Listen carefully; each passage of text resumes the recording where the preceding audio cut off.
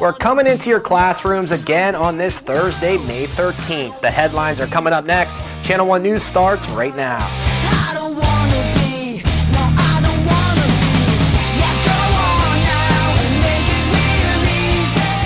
Okay, we're kicking things off with a look at today's headlines, and first up, there's a bit of a blame game going on when it comes to who's at fault for the big oil spill in the Gulf Coast. To start, here's a breakdown of who was responsible for what.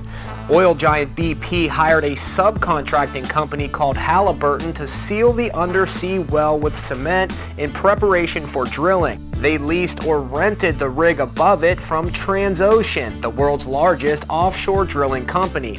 Tuesday, the president of BP America did take responsibility for the spill at a hearing on Capitol Hill. We will carry out our responsibilities. But he's not about to take all the blame. BP, as a leaseholder and the operator of the well, hired Transocean to drill that well.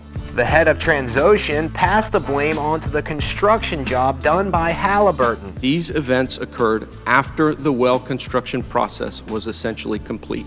But the Halliburton boss pointed the finger back at BP. Halliburton, as a service provider to the well owner, is contractually bound to comply with the well owner's instruction. Now, all three companies did work together on the failed Deepwater project, and with damage costs now exceeding $10 billion, BP is promising lawmakers they'll pay for all, quote, legitimate costs. Okay, so if it's a legitimate claim, a harm to the fishing industry, you're going to pay. We're going to pay all legitimate claims. Also this week, BP is planning to try a second containment device on the seafloor of the Gulf of Mexico in another attempt to stop the spill. Now let's go to Gary. What are you covering? Well, Stephen, a jetliner in Libya crashed yesterday, killing everyone on board except one lone survivor. The Libyan plane, operated by Afrikia Airways, left a trail of destruction when it crash-landed in Tripoli, killing 103 people on board. The only survivor is believed to be this boy from the Netherlands. Search teams hoping to identify victims of the crash sifted through the wreckage, collecting passports and personal belongings. The flight had taken off from Johannesburg, South Africa. At least 60 victims, more than half of those on board, were Dutch.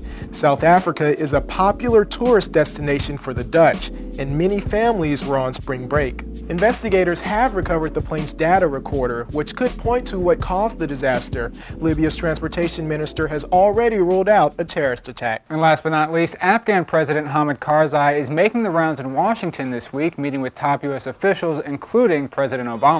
The focus of the talks, improving relations between the two countries and smoothing over a relationship that has been rocky.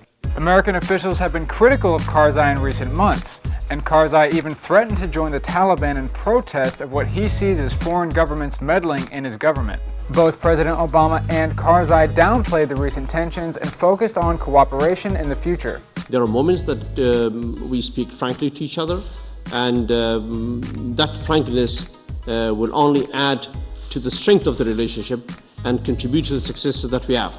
And he met with Secretary of State Hillary Clinton, who assured him that the U.S. will remain committed to Afghanistan long after American troops have left. All right, that's the headlines. Up next, what's red, white, and blue and got a few students in California sent home from school? The answer is coming up.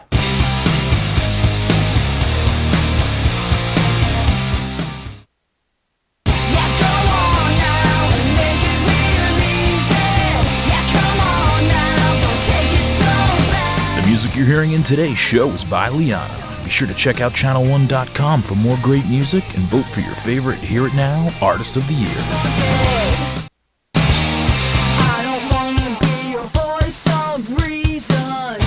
There's a controversy brewing in California that has students riled up on both sides.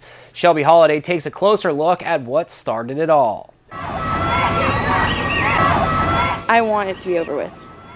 No more riots, no more threats to hurt people. Because yesterday I got text messages saying wear purple for peace to end it all. And this morning I got a text message saying wear white. And I was like, well, what does white mean? And it's a truce, so we just want to install the end. This is kind of getting out of hand. More than a week has passed since the Mexican holiday of Cinco de Mayo, but tension is still running high at Live Oak High School in Morgan Hill, California. It all started when 5 boys were sent home for wearing American flag t-shirts on the day that many at the school celebrate their Mexican heritage. I have no problem with them wearing their Mexico flags, anything like that. I just thought I'd show my pride, American pride. Decked out in red, white, and blue, Dominic Maciel and his friends were approached by the school's vice principal and asked to turn their t-shirts inside out. When the boys said no, they were told to go. They got to rep their flag, so why can't we represent ours? The boys say they did nothing wrong and that their First Amendment rights were violated. But some of their peers felt their actions were disrespectful. The next day, many Latino students marched to City Hall to express their views. We don't go around on 4th of July wearing red, white, and green and saying Viva Mexico, because that's disrespectful. And they could have done it any other day, but that thing that they did it that day and that they were saying those rude comments just made it very disrespectful, and it hurt a lot of students and teachers. According to some people, this is not the first year students showed up wearing American flag t-shirts on Cinco de Mayo. But experts say this year is different because racial tension is high in light of Arizona's new controversial immigration law. This Facebook page in support of the 5 students from Morgan Hill has about 13,000 fans. And more than 200 parents and students gathered in the high school auditorium Tuesday to discuss the incident. It's always been Hispanics versus Caucasians. It's been like that in our history. We cannot sugarcoat this. And others came to demand what they say is justice. I want to see the principal and the vice principal fired, or you will face legal action. So far, the school board has not made any decisions, but many students say they just want things to return to normal. But I'm not taking any sides because I'm kind of neutral on the situation. Me, myself, I'm half white and half Mexican, and I'm not letting it bother me. I mean, this whole thing's immature, you know? Shelby Holiday, Channel 1 News. All right, coming up next, for all you seniors out there, have your minds been wandering and all you can think about is going outside, graduation, and summer vacation? Well, one student reporter shows us what all those symptoms could mean.